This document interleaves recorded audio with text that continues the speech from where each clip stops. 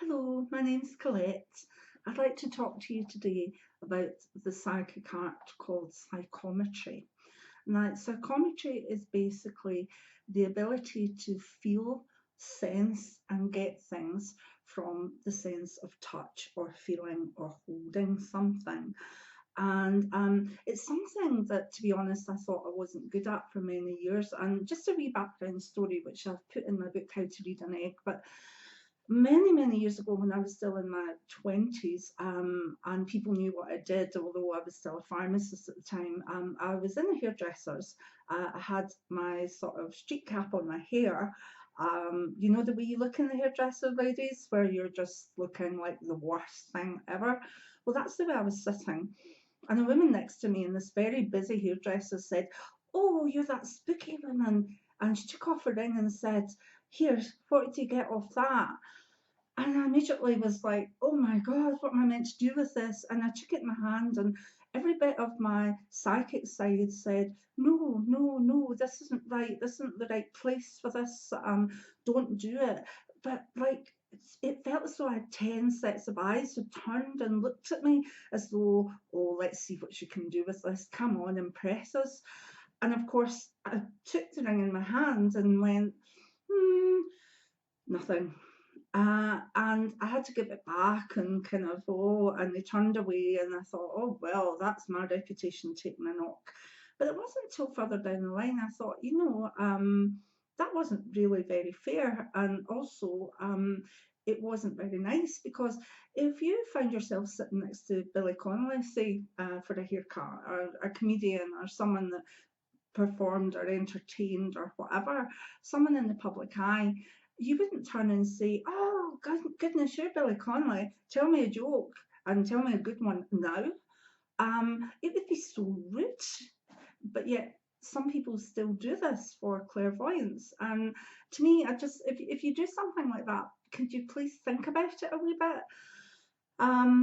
What could have been a wee bit of fun actually made me feel as though I was rubbish at psychometry for many years.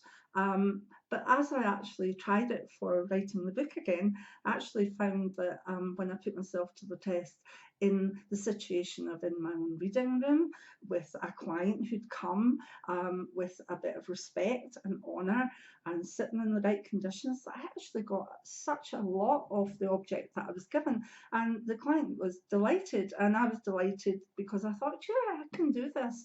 Because some things with clairvoyance you're better at others. I love my tarot, I love my flash visions and stuff, but I literally went through a lot of years thinking I am rubbish at clairvoyance, at psychometry. Freudian slip there, hope not. Anyway, so psychometry. Two examples of the way psychometry works. When I used to run the psychic development classes, the psychometry night was always a really good one. Some people got nothing off the things, some people were so good and they shocked themselves. So, out of many articles I took along for one night, I took a doorknob and a little bracelet.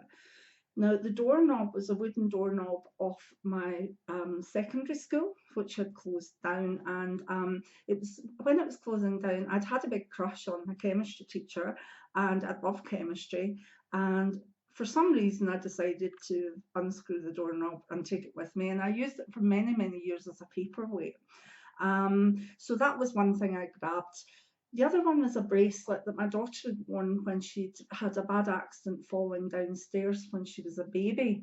And I wondered if maybe people would pick up on, the what she looked like or her personality traits. But when I gave them out, the woman that got the doorknob was like, "Oh, what's this? No, I'm not getting anything off it." And then she said, "I think this is from a hospital because I can see a man in a white coat." And I was like, that's my chemistry teacher with his white coat on. And she said, "I can smell chemicals and also like gas." And I thought, well, that's perfect because that's the chemicals, but also the Bunsen burners had the background smell of gas. And she said, and I sensed a lot of love associated with this room. And I was like, well, right, we'll just take that back now. But I told her how good she was. And then another woman took the wee bracelet and immediately felt, oh, I'm disorientated. I've hurt my head, which was the main injury that my daughter had got from the fall. And then she said, oh, I don't like stairs. I don't like stairs. And that was perfect as well. So you see, those two women were given things that had the energy of the people or the place that they'd been associated with. And that's how psychometry works. We believe that everything's energy.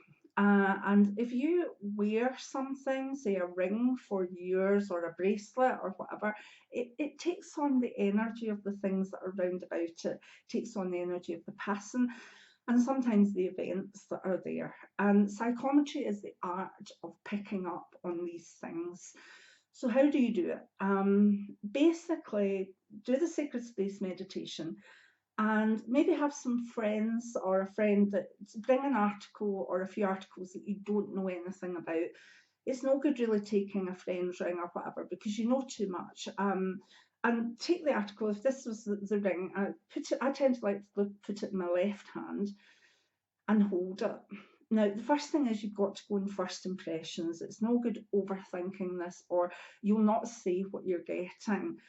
Even if something sounds quite daft, it could be really, really right. So if you take, say, this ring in your hand, this is mine, but it's an antique, but just for example, it's like, oh, I feel this is a really happy ring. I feel it's not yours. Someone, owned it before you, and maybe you'll see a description of the person you feel it would be, or maybe you feel anger or happiness or sadness off the ring.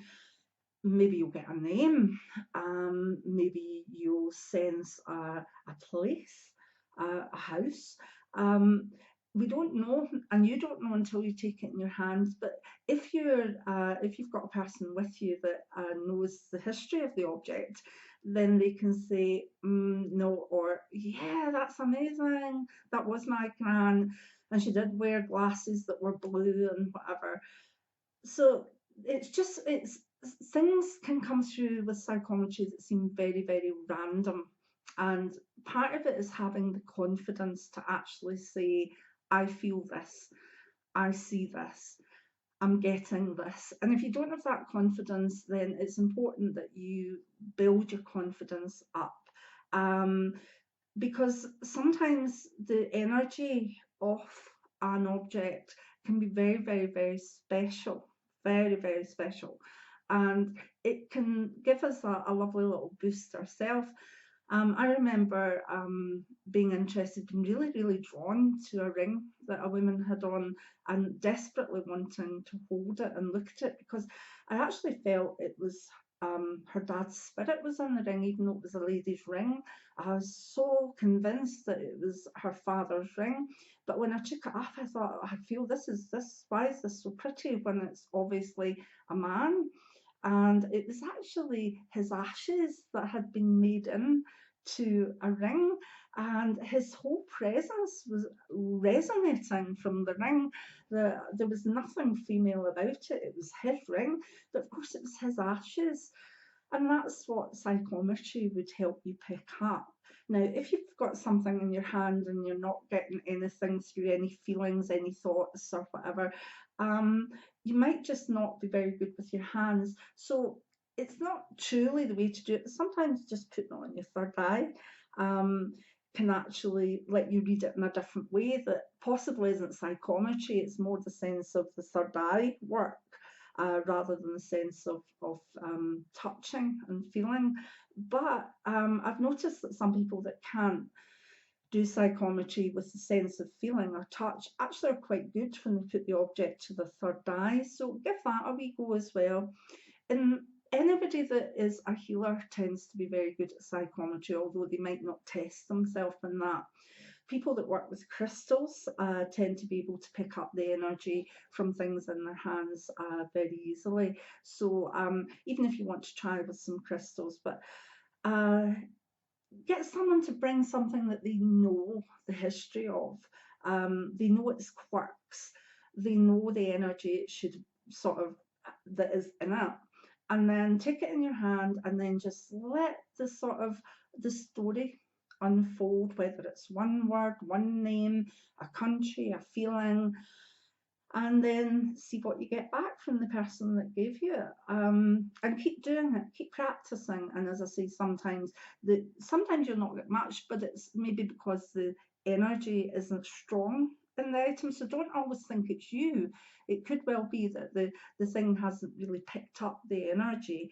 But something that's been loved by someone, a ring, a necklace, even, a photo frame, things that have been loved generally do hold energy, and that's what you can pick up with psychometry. So how about giving it a go? If you want to read more, there's a chapter on it in How to Read an Egg by Colette Brown.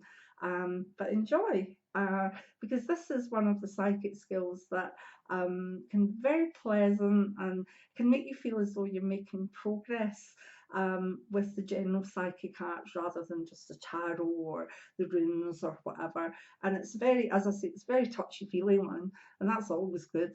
So enjoy, have a wee go at it this weekend. Why not? Get some friends round, bring some objects, have a wee go. You might surprise yourself. So enjoy psychometry.